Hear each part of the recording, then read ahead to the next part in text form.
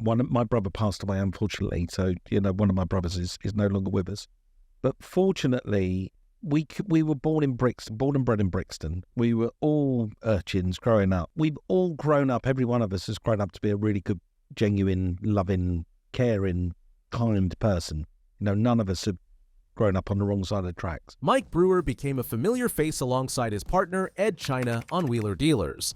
Together, they searched for cars worth saving and restored them for passionate drivers. Viewers admired Mike's expertise. He understood the car market inside out, knew how to spot hidden value, and had a knack for making fair deals. But success brought changes that steered his future in unexpected ways. From his controversial split with Edd China to getting scammed out of a large sum of money, a lot has happened off camera. So, join us as we discuss what really happened to Mike Brewer. I've really got my heart set on finding us a tasty Mark II Jaguar. The problem is the gulf between the cars that are available out there. There's some cars between £3,000 and £4,000, but they're absolute basket cases needing tons of work. And at the other end of the spectrum, there's cars for up to £25,000 that are completely restored. Wheeler Dealers premiered in 2003, with Mike Brewer at the helm, sourcing and purchasing cars that still had a chance on the road. Right beside him was Edd China, the mechanic who restored them and made every repair look easy. On the show, the duo worked with a clear mission: bring each car back to life and prove it still had value. Their teamwork set the tone of the show and gave viewers something to look forward to with every episode. No doubt Edd won the hearts of viewers with his skills. He was the mechanic who turned the garage into a place where anything broken could work again. In no time, the pair built a reputation that traveled through the car world. Fans liked the chemistry between them. They liked seeing cars that looked too far gone become useful again. It did not matter if the car was a cheap daily driver or something old and rare. Mike and Edd treated every build with care. As the seasons went on, Wheeler Dealers became a global hit. The production team grew and locations changed. The team moved their work to the United States in search of more opportunities and more cars to restore. With that, new challenges arose, budgets increased, and the work became more demanding. Basically, the simple format turned into something much bigger, and that growth not only brought success, but also brought pressure. Behind the scenes, tension started building up slowly. After 13 seasons together, Edd China dropped the bombshell. He was leaving the show. Fans were shocked, and the news traveled fast. According to Edd, the reason he was leaving the show was that he disagreed with the changes happening in production. He felt the mechanical work in the garage was being reduced. As a mechanic, he believed repairs should remain the sole focus of the show and did not want key steps removed from the screen to save time. Mike, on the other hand, saw the situation from a different angle. He wanted to keep the show running even while changes were being made. He believed that adapting was necessary for Wheeler Dealers to survive. Those different views created a strain that could not be repaired. Following Edd's departure, Wheeler Dealers introduced Anstead as the new mechanic working with Mike. Ant arrived with his own style, bringing fresh energy and a new workshop setup. The episodes that followed saw Ant take on the repairs while Mike did his thing. Ant's arrival gave the show a new rhythm and allowed it to stretch into new markets. Viewers watched builds that moved faster and included modern performance upgrades alongside traditional restoration. The dynamic between Mike and Ant became its own chapter in the story of Wheeler Dealers. However, it seems some fans were still not comfortable with Edd moving on from the show. While many loyal fans accepted it as a normal thing in the industry, some fans, however, wanted someone to blame for Edd's exit. In no time, the attention turned toward Mike, the man who stood beside Edd for many years on the show. It did not matter that both men had been part of the success. It did not matter how many cars they saved from the scrapyard. In the eyes of a loud part of the audience, Mike became the problem. You see, viewers did not know what happened behind the scenes. They only saw the split. They thought Mike pushed Edd away. The internet turned those guesses into claims, and those claims became fuel for anger. To make things worse, people started targeting Mike directly. They sent messages filled with words no one deserves to hear. The attack spread to his family too. His wife found herself dragged into something she had no part in. His daughter also saw the backlash. It became clear this was no longer about the show. It was now a full-blown attack on Mike and anyone connected to him. While this was going on, the show continued. New builds moved through the workshop, and new faces appeared on screen. Mike kept doing the work he always did, but the noise outside the set did not go away quickly. Every new season raised the same question. Every announcement brought the same criticism. Whatever happened with Edd China remained attached to Mike's name. That period forced him to rethink how he handled public attention. However, his passion for cars never changed. He kept buying, selling, and staying active in the trade. Amidst all these, some fans stood with him. They liked the show with or without Edd. They appreciated the builds and believed the show deserved to continue. They knew Mike helped keep it alive. For them, the change was simply part of television. People move on. What matters most is that the show remains strong. Mike leaned on those supporters every time the noise became too loud. For Mike, the period after the split brought challenges he never imagined. It also revealed how strong he could be when everything around him seemed to turn. No doubt Mike has seen it all. From Edd leaving to being subjected to abuse online, but nothing hit harder than the burnout that came from working non-stop. You see, the setting on Wheeler Dealers is full of high energy. The little garage that once handled a couple of projects has now turned into a full-scale production with tight deadlines. Basically, the gear has changed, but the effort stayed the same. The effort, however, began to take a heavy toll on Mike. He spent thousands of hours moving across countries, airports, and hotels. He traded sleep for the next episode. Days that began with new projects and hopeful talks ended in time zone changes, red eyes, and the same task of being ready for the camera the next morning. What seemed glamorous on screen became a grind in real life. In an interview, he revealed his daughter had turned 22, and he had been home for only a handful of her birthdays. She had grown up seeing her father on screen, but rarely in person. While cameras rolled and deals sold, he found himself missing family moments he could not get back. His days no longer felt like the wild ride fans expected. They felt like one long sequence of deadlines, flights, and fix-ups. The personal costs started to outpace the victories. Although he held the show together with strength and a smile, his smile during the show masked a different truth. Every time he stepped in front of the camera, he had to look sharp, sound clear, and be ready to pull off the deal. Backstage, he battled exhaustion and absence. He watched other families celebrate while his own moved on without him. At some point, the work stopped being a journey and became a fight for survival.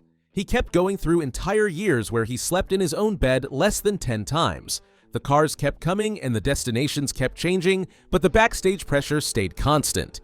The burnout built up quietly. At first, he brushed it off as part of the job. Then it became clear that the long days were no longer temporary. They were the new normal. He realized that years had passed without him being around the people who mattered most. He realized that showing cars at their best did not mean everything else was fine. He began to see that he too needed repair, just like the vehicles he once saved. Mike looked back and understood how far he had pushed himself.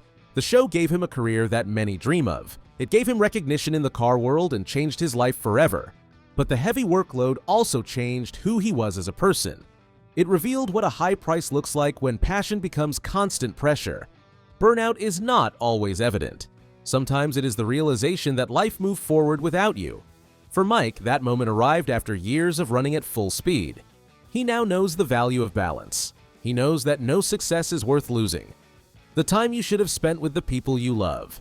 If you have been an avid follower of Mike and Wheeler Dealers, you would agree that he has spent his life helping buyers avoid bad deals. He has shown viewers how to spot a scam, how to protect their money, and how to walk away when something does not feel right. But even he found out that no one is completely safe in the car trade. Not long ago, he revealed that he had been scammed. The situation shocked him, his business partner, and his customers because he had followed every rule and still ended up on the losing side. The car in question was a white VW Golf MK7 GTD. His company, One Automotive, had listed it for a fair price, just over £10,000 for a car in good condition. The listing gathered interest quickly. Many people contacted the dealership and asked about availability. That told Mike they had priced it correctly. It did not take long for a buyer to call and say he wanted the car straight away. He did not even want to come down to the dealership himself. He arranged for a courier to collect it instead. While this should have been suspicious to Mike, he had experienced similar scenarios before. Buyers often lived far away and needed someone to collect their vehicle. As long as the checks passed, there was no reason to refuse the sale. That is exactly what the team did.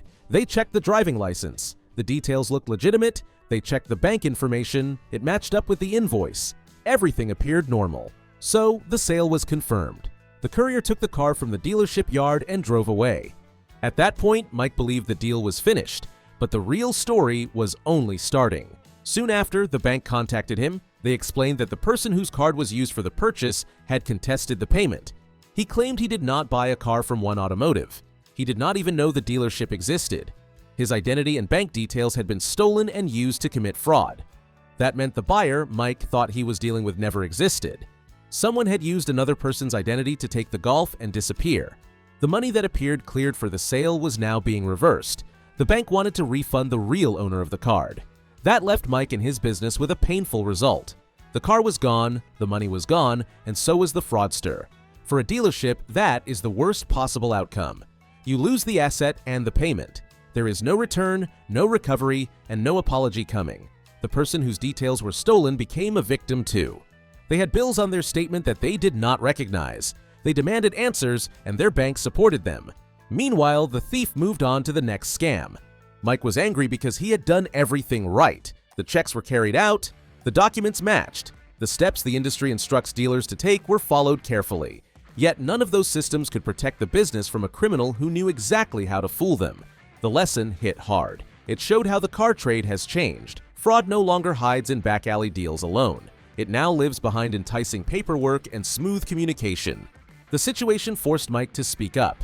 He warned his audience and customers to stay alert. If someone like him, with decades of knowledge, can be caught off guard, then anyone can. However, the scam was only a tiny fraction of the challenges Mike had faced. In 2010, Mike Brewer stepped away from the comfort of dealerships and workshops to take on a very different challenge. He agreed to host Frontline Battle Machines, a series that took him deep into war-torn Afghanistan. This time, he was not evaluating a weekend project car or a classic machine ready for a second chance. He was there to see the vehicles that soldiers trusted with their lives in one of the most dangerous places on Earth. From the moment he arrived, Mike saw the reality of what these machines faced every day. He saw armored trucks rolling through dusty terrain filled with hidden explosives, helicopters that landed in places where the threat was always close by, engines that never rested because the missions never stopped. The troops depended on these machines to bring them home safely, and every flaw could be a serious risk. Mike listened closely as the soldiers explained the limits and challenges of their equipment. He wanted to understand everything because here, engineering was the difference between life and death. The soldiers respected the fact that Mike came all the way from home to witness their daily struggle. Most people only read quick reports on the news. Mike wanted to stand where they stood and see the truth for himself. He asked how each vehicle performed under pressure. He asked what would make their jobs safer. His attention made them feel seen, and many told him they appreciated someone finally showing the world what they relied on every day. But the visit was not just about learning. Mike soon experienced the danger that came with serving on the front line. During filming, the area came under attack. Suddenly, the safe distance between the presenter and soldiers disappeared. Mike was no longer observing the risks. He was living through them. The soldiers guided him to cover as the attack continued. Mike watched their calm reactions and precise actions under pressure. That experience stayed with him. It showed him that the vehicles he had come to inspect were not just tools. They were protection. What stood between these men and a world that meant them harm? When the situation settled, Mike continued listening to the troops. He learned about the small design details that could make a big difference. Stronger protection, easier access to repairs, better performance on rough ground. He cared about every suggestion because he had just witnessed why those upgrades mattered. Having said that, let's find out how Mike and Wheeler Dealers became a thing. Cars have been a part of Mike's life from the very beginning. His father worked in car customizing, and the noise of engines was part of the home he grew up in. By the time Mike became a teenager, the decision was already made in his mind. He wanted to spend his life around automobiles. As soon as he was old enough to work, Mike entered the motor trade. He learned fast and built a reputation for being sharp with deals while staying honest with customers. People trusted him, and that trust helped him grow. Before long, he opened the biggest 4x4 center in the south of England. He imported unique vehicles from around the world and made a name for himself in the business. But he did not stop there. He continued building his business, and one day he answered a friend's phone without knowing who was on the other side. The caller turned out to be a television producer looking for someone who could talk about cars with real knowledge. Mike shared a few stories from the trade. His passion was obvious even in a short chat. That call changed everything. He was offered a role on the first series of Deals on Wheels. Deals on Wheels became a success, and Mike showed he had the talent to lead a show. More offers followed. He moved on to Driven for Channel 4. Then came Auto Trader, Pulling Power, Rex to Riches, Revved Up, and several other programs on ITV and Discovery. He became a popular face on television. People enjoyed watching him spot value in places others ignored. His knowledge made viewers believe that any old car could be saved if the right person looked at it. All those experiences prepared him for the show that would define his career, Wheeler Dealers. The show allowed Mike to show every part of what he loved about the trade: the hunt for a forgotten car, the negotiations, the excitement of bringing something old back to life. It was the perfect match for his skills and personality. As of 2025, Mike is still chasing cars and building stories. Wheeler Dealers continues, but it has taken a bigger step. The latest chapter is Wheeler Dealers World Tour. This time, Mike and his new partner, Mark Elvis Priestley, are not waiting for cars to come to them. They are traveling to different countries to find vehicles. However, Mike's work does not end when filming stops. He remains deeply involved in the motor trade through his dealership, Mike Brewer Motors. He is still dealing, negotiating, and helping drivers find the right car. He also created something the trade never had before: the Used Car Awards. It is the only annual awards show in the United Kingdom dedicated to recognizing the best used car dealers in the business. Mike stands on that stage every year, celebrating hardworking people who keep the car world alive. Additionally, when Mike is not filming or running his business, he spends time with fans at live motoring events, raising money for charity and supporting good causes around the world.